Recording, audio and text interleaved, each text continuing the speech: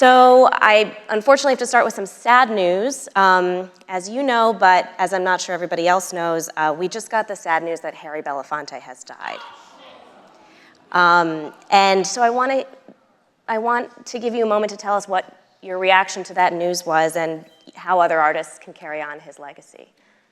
Well, we just have to thank God that we had Harry Belafonte for 96 years. He inspired me so much personally. He became a friend of mine in the last 10 years or so. We spent some private time together. I learned at his feet, basically, about all the great work he's done over the years.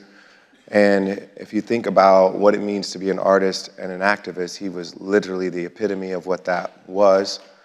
And I don't know if people know how much he did. So gifted as an artist, as a performer, but used his platform in almost a subversive way, because he would sneak messages in there, revolutionary messages, when people just thought he was singing about good times in the islands. He was always like infusing messages of protest and revolution in everything he did. And not only that, but he used his resources. He's one of the most successful artists of his time.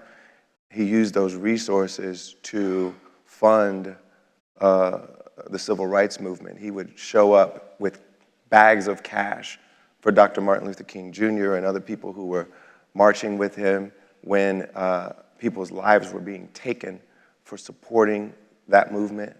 Entertainers' lives were being taken. Activists' lives were being taken. Jewish Northerners would come down to the South and help with the movement, and they would get killed. There were so many people who put their lives on the line for us to be able to vote, for us to be able to have equal rights in this country. And Mr. Belafonte was one of those people. He saw a lot of his friends get killed. He gave so much, lived through so much, helped us grow as a nation and as a world, and we just all should be so grateful that he lived such a long, powerful, revolutionary life.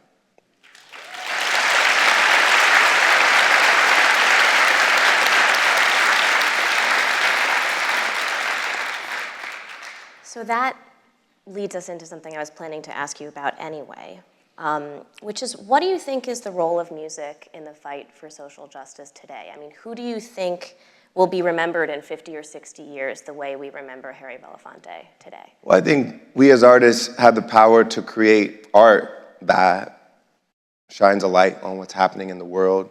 Nina Simone said we have the duty to reflect the times in which we live. And I believe great artists are able to do that. We're able to tell the stories, write the songs, highlight these issues that will make the world pay attention. And I think art can do it in a transcendent way.